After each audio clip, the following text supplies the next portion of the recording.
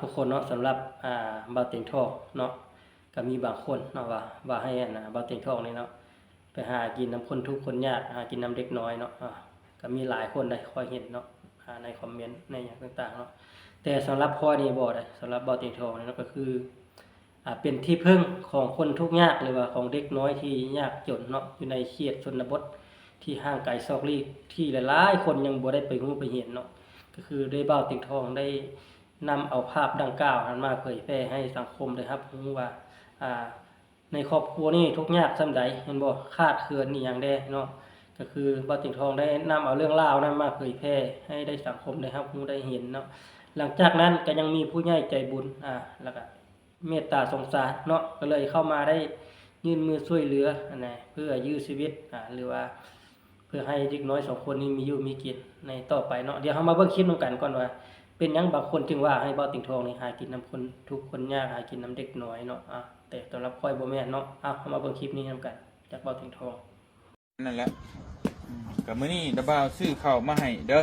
4กระสอบซื้อข้าวมาให้น้องมูกับน้องเข็มพรน้องมูกับน้องเข็มพรนี่ก็เป็นไอ้น้องกันเป็นเด็กน้อยกำพร้าทั้งพ่อทั้งแม่อยู่2คนแล้วก็ตอนนี้น่ะสาว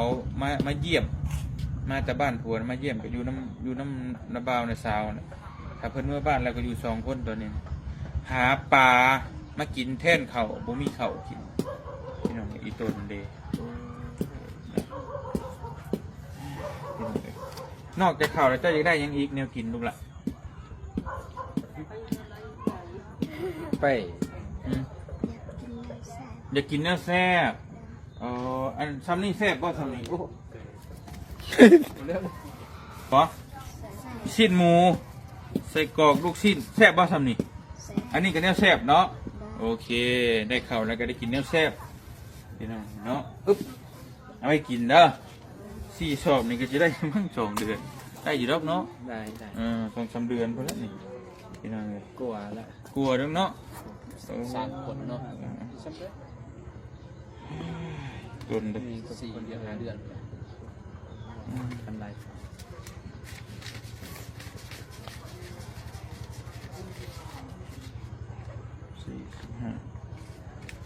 พี่น้องเลยครับเงิน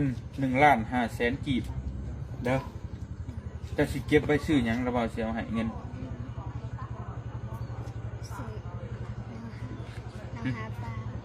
ซื้อหาปลาบัดเจ้าเบิ่งน้ำเล่าหน่อยเด้อ1,500,000เด้อเงินเด้อแต่บ่ให้เราซื้อไปทิพย์เด้อแล้วเก็บไว้ให้มันเป็นชื่อเนี่ยเป็นประโยชน์แม่นแนวหาบ่ได้ต่อไปจักเจ้าสิหาได้หรือบ่ได้เจ้าไว้ซื้อเสื้อผ้าซื้อหยังซื้อเกือบซื้อหยังก็ได้มาก็กระดาษไปเก็บไว้เนี่ยมันหายากเด้อห้ามซื้อลิ้นเด้อ1 2 3 4 5 7 8 9 10 11 12 13 14 15นี่1,500,000 กีบเอาหับไว้โอเคสำเร็จเข้า4 สอบกับแนวกินกับเงิน1,500,000 กีบเป็นเงินของพ่อตู้บุญยงเพิ่นฝากมาให้เด้อเพิ่นฝากมา200เพิ่นมาซื้อข้าวซื้อในกินไปให้แล้วก็เหลือหันก็เอาเงินมอบให้น้องซื้อนี่ก็เบิด2,600,000เขาแล้วก็แนวกินไปวันคนมันก็เกินบ่แปลนว่าหนักมันยากมันตัว3,000,000 บาทพี่น้องเนาะฝากให้อีหล่ากับบักหลานบมือขอบมุกขอบใจประตูบุญยงเนี่ยลูกคนอยู่ต่างประเทศเด้อเมื่อใดก็คอยพอบ่เจ็บบ่เป็นคอยพอยลำมือรวยกวนหันอีกคอยพอจงอยู่มีแต่ความสุขคอยบ่เจ็บบ่เป็นความเจ็บบ่ให้ได้ความใครบ่ให้มีปรารถนาสิ่งใดคอยได้สิ่งนั้นเด้อสาธุดีใจบ่ได้เข้าได้บ่โอเคพี่น้องเอาไปกินเด้อไปซื้อน้องกินนะลูกเด้อ4 สอบโอเคพี่น้องเลยไประบาเมื่อปลาได้บ่นี่เด้อสิให้เด้อเมื่อคอยคอยเมื่อคอยเมื่อคอยเมื่อไม่ไหวแล้วคอยเมื่อมันก็น่านหอดแล้วเนาะเมื่อไม่ไหวแล้ว ไปแล้วบ่าวเมื่อก่อน เนาะสำหรับหลายๆคนที่ว่าให้เว้าเตะเนาะไปหากินนำคนทุกข์คนยากนำผู้เฒ่าผู้แก่คนที่ยากจนว่าซั่นว่าซี่เนาะสำหรับพ่อนี่บ่แม่นเนาะผู้ที่เว้าให้เว้าเตะก็คือคนที่บ่มีใจบุญอันนี้ครับบ่มีใจศรัทธาผู้ที่อิสาบังเบศอยากหาเว้าแต่คนอื่นเนาะโดยที่บ่ได้เบิ่งเงาหัวตัวเองเงาหน้าตัวเองซั่นซะความประพฤติจิตใจของตัวเองเป็นจิตใจที่คับแคบบ่อยากช่วยเหลือคนอื่นหาเว้าให้แต่คนนั้นคนนี้เนาะอันนี้พวกนี้นั่นพวกที่จิตใจอำมหิตเอิ้นว่าใจดำอำมหิตเนาะจิตใจคับแคบบ่อยากเอ่ยแพร่อันจิตใจความในตัวนั้นบ่มีใจน้ำใจซะเนาะบ่มีน้ำใจซะอยากช่วยเหลือคนอื่นสำหรับคือเบ้าเตียงเนาะลาลงไปนะเราจะไปเห็นเด็กน้อยบ่มีความลำบากแม่นบ่ทุกข์ได้ยากอยู่กินจังได๋ตอนที่บ่มีคนมาช่วยเหลือเด้เขาอยู่แนวใดเขาใช้ชีวิตแบบใดแม่นบ่เบ้าเตียงทองก็ได้นำเอาเรื่องราวที่แนวนี้มาเผยแพร่ลงไปเนาะทางผู้ใหญ่ใจบุญเพิ่นเห็นเนาะเพิ่นอยากช่วยเหลืออันนี้เพิ่นอยากช่วยเหลือแท้เพิ่นบ่ได้ต้องการอีหยัง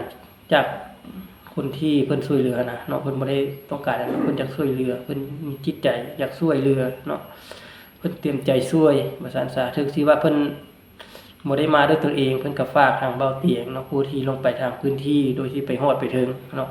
ถึงว่าบ่แม่นเงินเบ้าเตียงก็ตามแต่เบ้าเตียงเป็นผู้นำเอาเรื่องราวแบบนี้มาเผยแพร่ให้ทุกคนได้เห็นนะผู้ที่มีจิตใจดีอยากช่วยเหลือก็ช่วยไปผู้ที่บ่อยากช่วยก็บ่เป็นหยังแต่อย่าไปว่าให้เบ้าเตียงหรือว่าน้องๆเนาะเขาต้องให้กำลังใจกันนะตอนที่ทุกคนลำบากเนี่ยอย่าไปซ้ำเติมเขาแม่นบ่แล้วก็ทุกคนก็ฮู้ดีว่าเบ้าเตียงทองเป็นคนแบบใดแม่นบ่ใจถึงพึ่งได้ก็แม่นแล้วเราก็ลงไปช่วยอย่าว่าโอ้เรานี่หากินนำผู้เฒ่าผู้แก่นำเด็กน้อยอันนี้เนาะแล้วแต่ทุกคนที่คิด